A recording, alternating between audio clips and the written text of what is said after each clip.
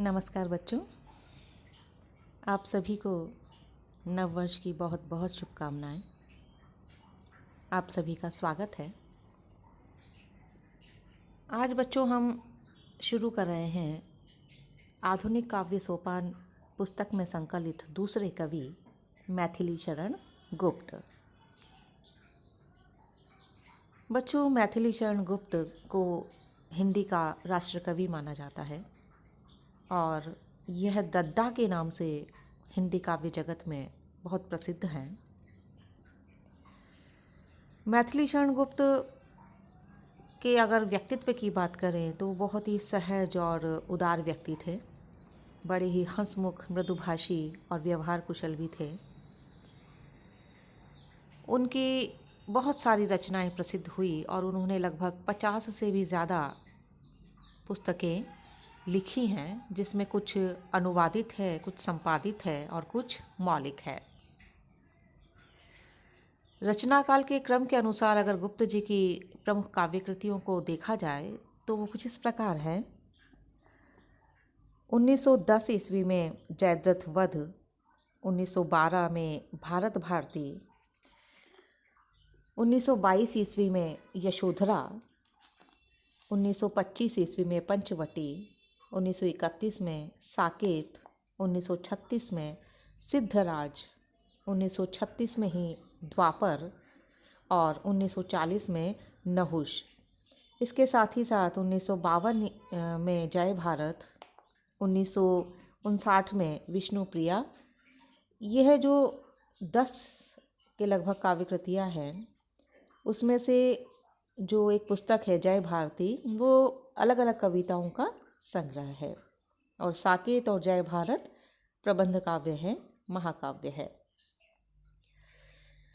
मैथिली शरण गुप्त बच्चों द्विवेदी युग के बहुत ही प्रसिद्ध कवि हैं, अग्रणी कवि हैं और इन्होंने खड़ी बोली को काव्य भाषा के पद पर प्रतिष्ठित करने में बहुत ही महत्वपूर्ण योगदान दिया। इनकी प्रबंधात्मक रचनाओं में भारतीय इतिहास और संस्कृति का गान किया गया है। इन्होंने आधुनिक हिंदी कविता के विकास के बहुत सारे युगों को समान भाव से जिया है। साहित्य सृजन में ये बहुत लंबे समय तक बराबर संलग्न रहे थे और इसीलिए इतनी सारी कृतियाँ इनकी हमें मिलती है। अब चूँकि लंबे समय तक लिखा, इसलिए समय परिवर्तित था, लेकिन इन पर या इनके जीवन मूल्यों पर उसका प्रभाव बिल्कुल नहीं पड़ा, क्योंकि इन्होंने सनातन जीवन मूल्यों को लेकर के अपने काव्य का सृजन किया है। कवि के रूप में इनको अपने जीवन काल में पर्याप्त सम्मान की प्राप्ति हुई। मंगला प्रसाद पारितोषिक जैसा साहित्यिक पुरस्कार इनको प्राप्त हुआ और इसके साथ ही साथ भारत सरकार से पद्म भूषण की उपाधि, जो एक बड़ा राष्ट्रीय सम्मान है, वो भी इन्हें मिल चुका है। भगवान राम इनके आराध्य देव थे और इन्होंने अपनी रचनाओं में राम का गुणगान और उनका स्तवन किया है। भगवान राम और हिंदू धर्म के प्रति निष्ठावान होने के बावजूद भी गुप्त जी सच्चे अर्थों में मानववादी कवि हैं। ये उदारमना हैं। धार्मिक संकीर्णता इन्हें छू तक नहीं गई थी। इन्होंने अपनी रचनाओं में हिंदू धर्म और संस्कृति के साथ ही बौद्ध, सिख तथा मुस्लिम धर्म गाथाओं को भी अपनी विषय वस्तु के रूप में ग्रहण किया था और सभी धर्मों के प्रति आदर और श्रद्धा का भाव अभिव्यक्त किया है। इस दृष्टि से इनकी यशोधरा, गुरुकुल तथा करबला, ये जो कृतियां हैं बड़ी ही उल्लेखनीय हैं, जिसमें जैसे यशोधरा में बौद्ध धर्म का, गुरुकुल में सिख धर्म का और करबला में मुस्लिम धर्म की झांकियां प्रस्तुत की गई हैं। यदि हम राजनीतिक और सामाजिक दृष्टि की बात करें तो गुप्त जी को हम गांधीवादी या राष्ट्रवादी मान सकते हैं। इनके हृदय में देश और जाति के प्रति अपरिमित सम्मान भावना सन्निहित है। इन्होंने अछूतों, अबलाओं तथा जो दलित वर्ग है उसके उद्धार के लिए बहुत ही सुदृढ़ काम किया है और इनके संकल्प इनके काव्य में अभिव्यक्त होते हैं। अनेक कृतियों में गुप्त जी ने राष्ट्रीय और सामाजिक विचारों की अभिव्यक्ति की है। देश प्रेम, मातृभूमि के प्रति प्रेम, यह इनके काव्य में बहुत जगह पर दिखाई देता है।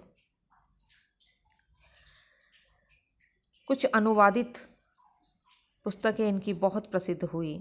विरहिणी ब्रजांगना, प्लासी का युद्ध, मेघनाथ वध, उमर खय्याम की रुबाइयाँ, ये उनकी अनुवादित पुस्तकें हैं। यदि बच्चों हम बात करते हैं हमारे पुस्तक में संकलित इनके काव्य का अंश, जिसे चित्रकूट में राजसभा नाम से अभिहित किया गया है, तो ये बहुत ही महत्वपूर्ण अंश है उनके महाकाव्य साकेत का, जिसमें कवि मैथिली शरण गुप्त की जो मौलिक उद्भावनाएं हैं, चरित्रगत नवीनता है और आकर्षक शिल्प, वो हमें बहुत ही आकर्षित करता है। बच्चों, मौलिक उद्भावनाएं, क्योंकि हम जानते हैं कि राम का चरित्र इतना विशद है कि उस पर बहुत सारे अनगणित काव्य पूरे हिंदुस्तान में उत्तर और दक्षिण समान रूप से लिखे गए हैं। लेकिन इन्होंने राम के साथ ही तत्कालीन जो प्रसिद्ध चरित्र हैं उनमें बहुत सारी मौलिक उद्भावनाएं की हैं। जब हम काव्य पढ़ेंगे तब उसको साथ साथ में बताएंगे। और शिल्प तो बेहद ही आकर्षक है साकेत का।